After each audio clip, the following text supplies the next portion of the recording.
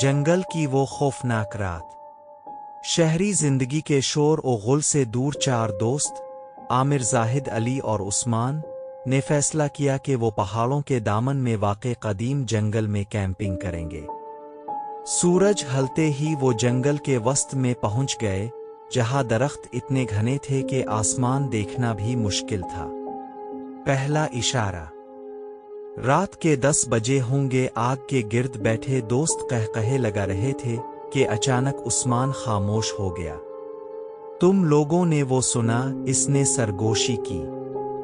باقی سب خاموش ہو گئے۔ دور کہیں سے کسی کے رونے کی آواز آ رہی تھی، لیکن وہ آواز کسی انسان کی نہیں بلکہ کسی جانور کی چیخ جیسی تھی جو تکلیف میں ہو۔ خوف کا آغاز۔ عامر نے ہمت دکھائی اور ٹارچ جلا کر آواز کی سمت دیکھا۔ جھاڑیوں کے پیچھے 2 چمکتی ہوئی سرخ آنکھیں نظر آئی جو پلک جھپکتے ہی غائب ہو گئیں۔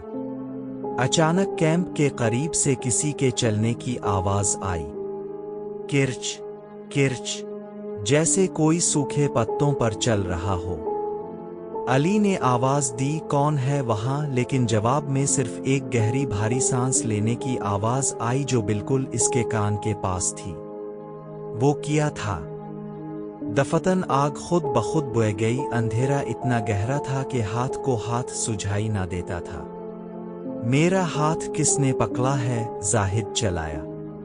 میں تو یہاں کھڑا ہوں، عثمان کی آواز دور سے آئی۔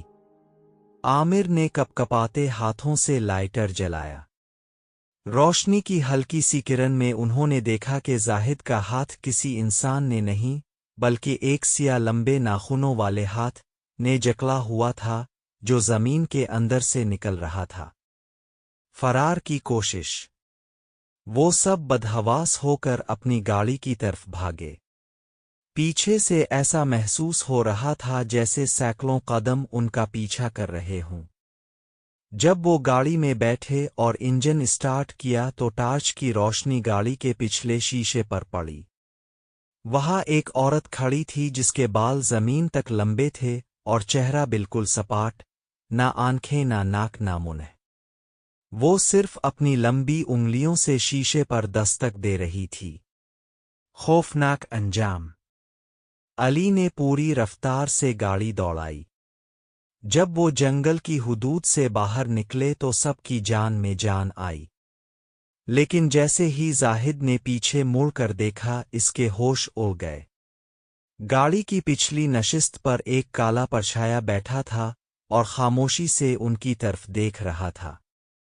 یاد رکھے، جنگل صرف درختوں کا مجموعہ نہیں ہوتا، بعض اوقات یہ ان مخلوقات کا مسکن ہوتا ہے جنہیں ہم صرف کہانیوں میں سنتے ہیں۔